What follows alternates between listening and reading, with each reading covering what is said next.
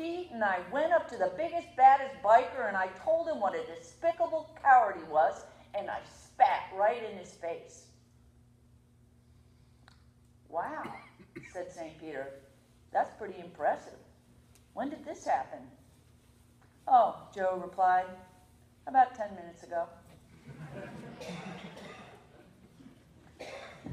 So today we are in week 2 of our Lenten series, Rising Strong. We're talking about vulnerability and shame and worthiness. And we're doing it through the lens of Brené Brown's best-selling book called Rising Strong, and holding that book alongside the scriptures, because God's people have a lot to say about these exact topics. And today we're going to talk about worthiness. We're going to talk about our personal sense of worthiness, where it comes from, how so many of us are constantly hustling for worthiness, and day in and day out, that they have to hustle for their worthiness, because unless they do, they just don't feel like they're worth anything. And I'm going to make this just a little bigger. There we go. It happens when we're down for the count, when we're face down in the dirt in the middle of the arena, when we're bloody and battered, wondering, do I have what it takes to get back up again? It's when we're at our very lowest ebb that our sense of intrinsic worth gets tested, and we're really finding out what we're made of when it comes to worthiness. Because for most people anyway, there's enough positive things most of the time in our lives, in the day-to-day, that those little infusions, those little injections of worthiness get communicated to us about ourselves. They keep us going when it comes to our sense of self-worth, don't they? I'm sure you know what I'm talking about. These little positives that come to us, about us, communicating that we've got worth, that we have value. For example, you get a raise at work, and that tells you you're worth more today than you were yesterday. I have an increased sense of personal value. You get commended on your work on a project. Ah, I do have value. Your coach tells you how great you are, how much you're improving, and that communicates to you you've got greater value. You get an A on a test. Whoa, look at me, I'm worth something. Your bank account has money in it. You're literally worth something at that point, right? Your friends tell you, wow, you look absolutely fantastic. Well, you get the idea. These things that we're told, whether it's directly or indirectly, they communicate to us that we have worth and that we've got value. And under normal circumstances, that's enough to get us through the day and to sustain us. Those things that carry us along are enough. But then we fail sometimes, don't we? At least I know I do. You don't get the expected raise at work. Your effort on that project gets panned, and your coach tells you you're not that great. You get an F on the test.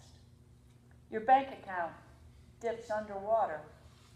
Your friend looks at you and says, how much weight have you gained exactly? And it's in those kinds of moments, isn't it, that you find yourself face down in the mud and the dirt of the arena. You showed up. You were seen. You didn't have any guarantee of the outcome.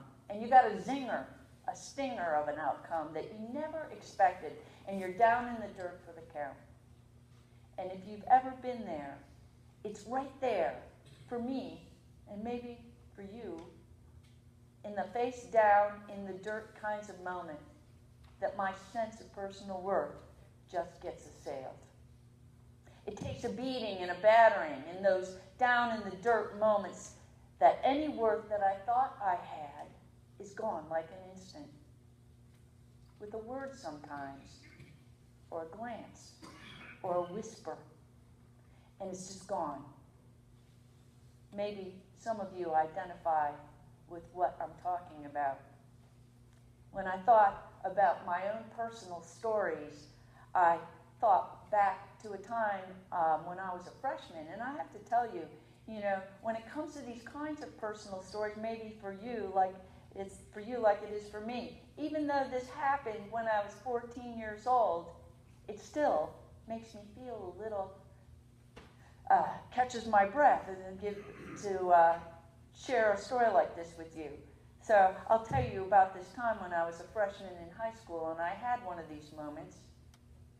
I had my first boyfriend, and Jim and I were in love.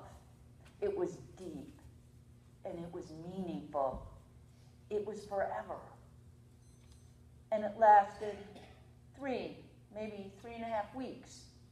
And when basketball season arrived, Jim broke up with me.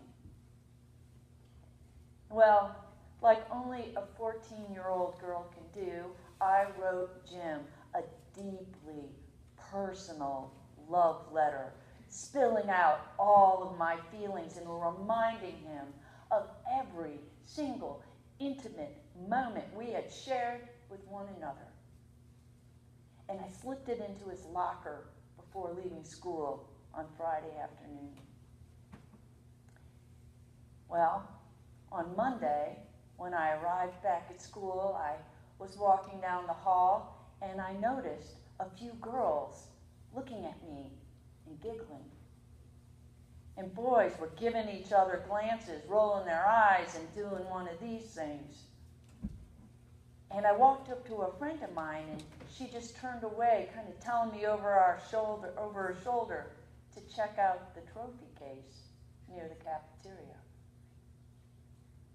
Well, you guessed it, there, behind locked glass doors in the trophy case where everyone had to pass to go to lunch, was my love letter, unfolded, posted for the entire school body to read on their way to lunch. And my first thought was, this is why you never put anything in writing. Followed quickly by, you are so stupid. You are stupid and worthless. You're a piece of, well, you know. Well, I managed to get through the day, but I walked home that day vowing that I was going to quit school. Freshman year, end of my career as far as education goes. And I walked 2 miles home, not wanting to take the bus and face even further mocking and ridicule. Every step of the way, contemplating about how stupid I am. You stupid, worthless piece. How could you write those things? How could you trust that guy? Hey, you stupid, worthless. And I walked in the front door, and my mom looked at me. She took one look and asked me why I hadn't taken the bus. And all I could do was just shake my head and think, you stupid, worthless. That's the tape that played over and over. You're stupid, you're worthless. And I'd hazard guess in those moments that everyone is a lot like me. When they have those moments, most of the time life's going pretty good. There's enough worth-boosting stuff that we're getting day to day. It keeps us going. But then something sort of slams us out of the blue, and our sense of self-worth just evaporates, just like that. And how you thought of yourself is just wrecked in just an instant. Now, if you would have asked me the day before that note was posted in the window, if I had self-worth issues, I would have said absolutely not. I believe right in the core of my being that I had a pretty healthy view of who I was. I think I saw myself as I thought God saw me. I think I was doing pretty well, but I found out that moment that that wasn't quite the case. All it took was a bad day in high school, and it was all undone.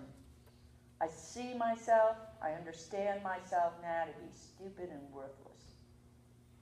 And I've been reflecting on that, and what I've gathered is that most of us, most of the time, I believe, are worthiness hustlers. Most of us, most of the time, are worthiness hustlers. Meaning that most of us, most of the time, are striving and climbing and trying and pursuing and hoping for and hustling for opportunities to get those little infusions of worthiness injected into our lives. We're hustling to be called worthy by someone at some point, because many of us, a whole lot of the time, intrinsically feel we're not all that worthy. And so we go after it. We hustle for it. We hustle to prove that you're worthy of that raise. We hustle to prove that we're worthy of being commended for our effort on our last project. We hustle to prove to our coach that we're getting better, that we are improving. We hustle to prove that we've got what it takes to get an A on that paper. We hustle to squirrel away as much money as we possibly can in the bank account so we can prove that we've got what it takes to be successful. We hustle in front of the mirror. We hustle at the gym to prove to our friends that we're worthy enough for you to call us attractive. We're hustlers, worthiness hustlers, because we crave these regular infusions of worthiness from other people telling us that we're worthy, because so many of us honestly don't feel it so much of the time in here. But if we've been around the church very long, there's one part of us that says, wait a minute, I'm not supposed to need those worthiness infusions from anyone else other than God, right? And intellectually, we know that. Intellectually, many of us know that we don't have to hustle for worthiness. Genesis 1:27 says, so God created human beings in his own image. In the image of God, he created them. There's an imprint of God himself, and he makes it on every single human being. In Latin, it's called the imago Dei, the image of God. And that's exactly right. God stamps his image on us. The Bible says that God started with Adam and Eve, and he hasn't ever stopped. You and me and every person in the world bears the very image of God himself. You are created in the image of God himself.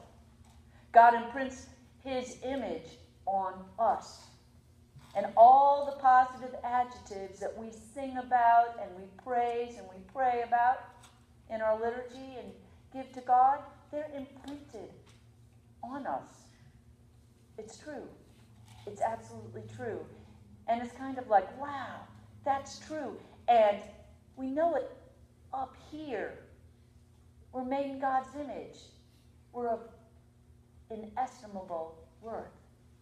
You could not have more intrinsic value than you do right now. And we know that in our head. And we read it in the New Testament too. Paul's letter to the Ephesians says, for we are God's masterpiece. We are God's masterpiece. This is Paul's way of saying the very same thing that was said in Genesis. The imprint of God is on all of us. What do you know? God's a masterpiece. He is. And when he made us a masterpiece just like he is. All of us, every person in the world is a masterpiece. Your worst enemy is a masterpiece. And you are too.